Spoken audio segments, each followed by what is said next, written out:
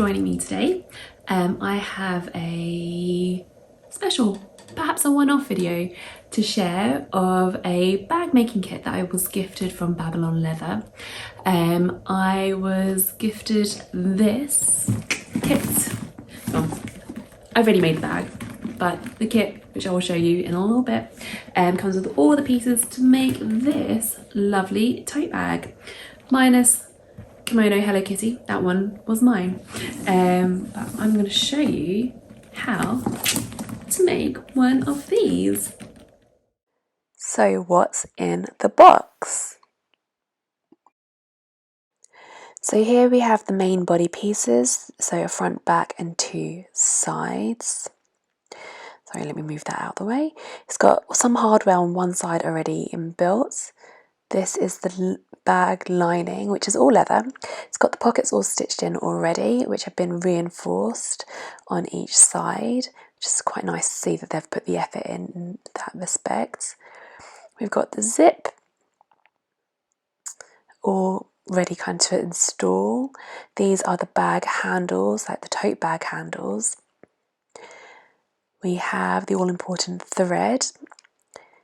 We've got some thread snips and loads of needles. They give you lots of extras. We've got the bag feet, and then the little kind of rubbery things are thimble type things to cover your fingers. No idea what these are. Still no idea after having finished it. This is the base of the bag to give it some structure at the bottom. We've got lots of small little tabby bits. These are some decorative pipings for the main seams. These are the bag handle pipings to give it some structure through those handles. And we've got the long handle. Now this comes all pre-stitched, ready to clip on. Look at all that lovely hardware all ready to go on. And this came with like a little silk scarfy thing for decoration, a little screwdriver and some extra little hardware bits too. So I'll try not to bore you too much with the instructions for this, because all of the instructions are available on video on YouTube, so you can probably find those pretty easily on here. They actually don't come with written instructions, it's all based on those YouTube videos. So if you're like me and prefer to have something written, do what I do, and that is watch a video, make notes and refer back to that later on. Everything is sewn by hand using a saddle stitch, so you can see me here getting 2 needles, one on each end of the thread, and you essentially stitch those, stitch all your pieces together, weaving the ends of those needles into each other so they're crossing over in order to make a really nice secure stitch. We start by putting on the long bag handle kind of attachment. This actually sits behind where the shorter tote bag handles are, so you have to put this on first because it gets hidden later on. It's all very, very clever. Interestingly, you can see that all the edges of this bag, all the edges of the leather have been finished really well, so everything's got that really nice smooth coating on it. It's been really well thought out in that respect, so all of those visible edges, which you'll end up with because it is a kind of a thick leather bag, all of that's already been sealed off before you get started. So no actual audio of me making this, by the way. You don't want to hear me swearing when I accidentally catch myself with a needle, or the ghastly amount of K-pop that I'm listening to in the background. So instead, you get to enjoy this little voiceover and whatever funny free music that I can find to fit into the background.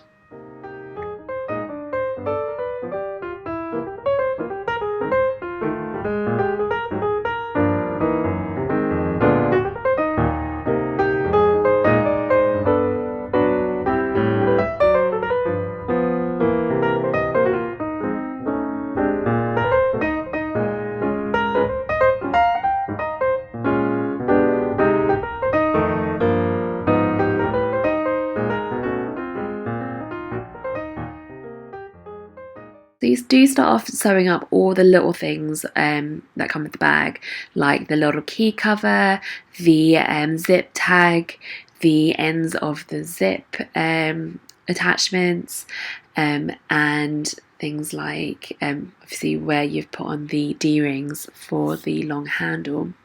I think they start you off small and then put you onto the more difficult stuff. So now we're moving on to the corners of the side pieces. They do tell you exactly how much thread to use, by the way, and there is lots of spare. You can't kind of add more thread really as you go because of the nature of the saddle stitch, so you taking into account what they recommend is pretty important. So you can see me here kind of struggle to get those pieces together in the corner. I'm speeding everything up so you're not completely bored with me making it, but it is a process, okay, a good process, but a process, right? So after sewing up their corners on the side pieces, you then move on to the handles, which are attached to their kind of centre front and centre back pieces. Now this is a little bit fiddly, should we say, to start off with. Once you get the hang of it, it's fine, but you've got these long leather straps and they've got this plastic kind of tube that you put into the middle of it, which is being held in place with the clip here. I love that they gave me a pink clip that matches with the pink bag, by the way. Genius, in my opinion. So you think for hand stitching it might feel a bit weak, but actually this kind of stitch is really, really strong. You can see how well it's attached to the main body of the bag on that right hand side, and you essentially just carry this on all the way until you get to the other side. So you're just essentially wrapping this piece of leather around that plastic tube, moving that clip as you go, and then you would just bend it round and do essentially what you've done here, where you can see that kind of diagonal arrow shape on that right side, and do that onto the other side of the bag handle, and it just works. It works really well. It's felt really strong, really sturdy. Love the feel of that handle. And when that was finished, so sewing the kind of centerpiece of the bag to the side pieces was probably the bit that I found the most challenging, because you're stitching through the most number of leather pieces. You've got this lovely piping that you add into this seam. They use a thinner leather piece that you fold in half that's perfectly measured so that just that little edge of that folded piece is visible when you sew all those bits together. But stitching through all these layers can sometimes be a little bit tricky. The needles that they use are still sharp, so they can pierce leather, and it is really important that you don't actually pierce the leather, because once you make a hole in this stuff you can't undo it. So it was a lot of me having to take a lot of care about making those pieces go in correctly together.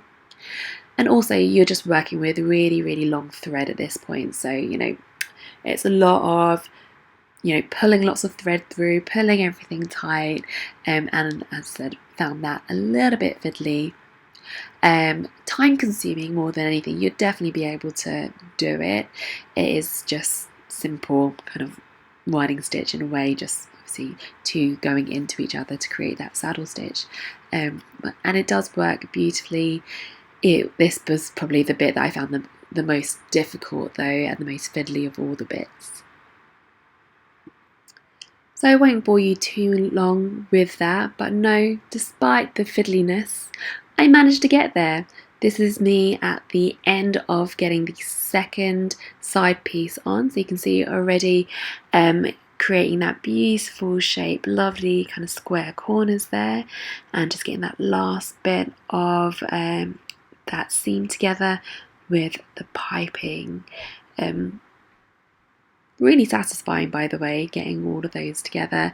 And once you start that seam, once the piping's in the right spot, everything's going in the right angle, actually does come together quite quickly. So the fiddliness was very much that first bit.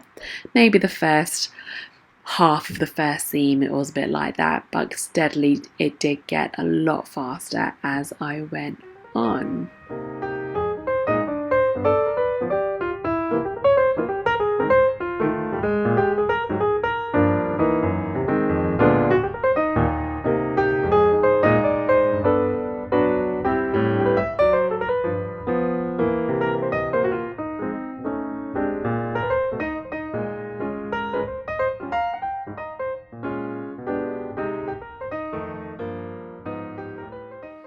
So the main body of the bag is all sewn up, and there's one more thing to do before getting the lining in, and that is to get the metal feet on and the kind of firm bag bottom to go in. So that's kind of a plasticky, cardboardy thing, which I'm sure you've all felt on your own bags.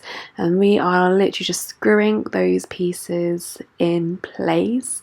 So the feet come with a little screw on one side that you just put through the firm kind of rectangle and through the holes that's all pre-punched into the leather to put those pieces together. I love that it comes with that little screwdriver to put everything in. Definitely going to get some use out of that after this. I'm always looking for tiny screwdrivers for things. So that's a very, very useful addition to my toolbox here. You might have also noticed it comes with these little plastic caps as well, and those are these little protective covers to go over the brass feet once they've been installed, so that you can protect them whilst you are still making bags and they're not scratching or rubbing up against anything, which is pretty nifty. And they're very cute. I mean, I didn't have them on for very long because actually at this point there wasn't much more left of the bag to do. The lining part is actually very, very quick to get in there. But if you had it sitting around for a while, it's a great way of keeping those the little hardware protected.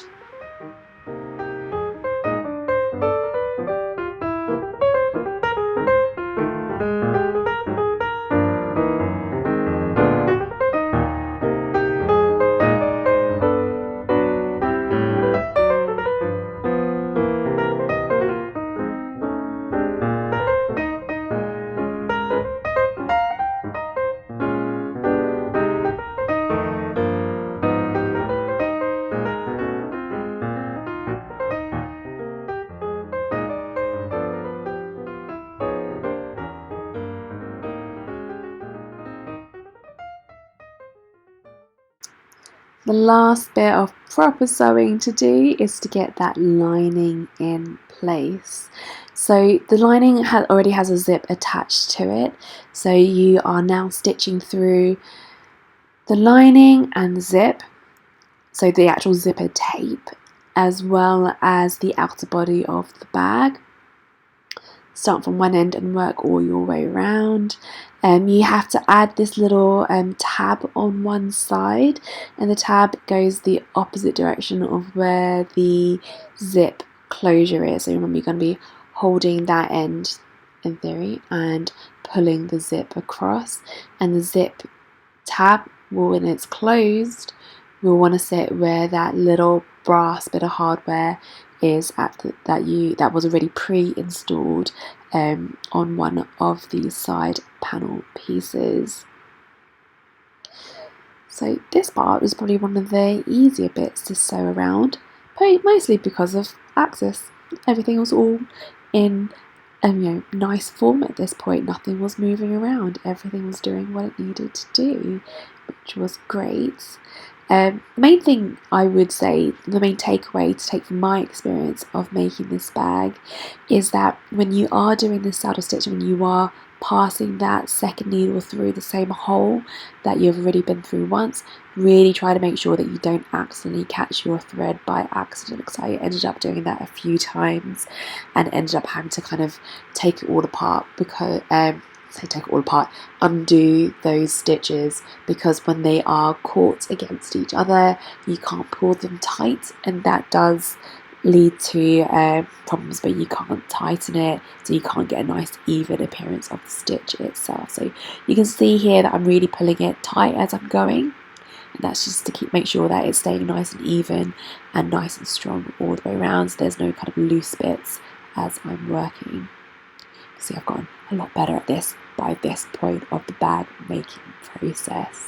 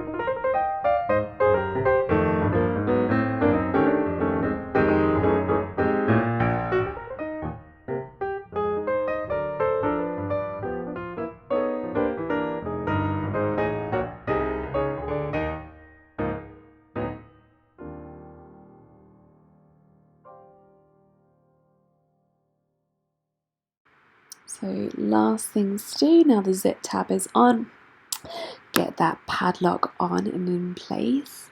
We've got the lanyard with the key for the lock. Attach that to the bag. You definitely don't want to lose those bits if you're going to be using that lock. And then lastly, just that long bag handle to clip on to those hidden D-rings. And ta-da! All done.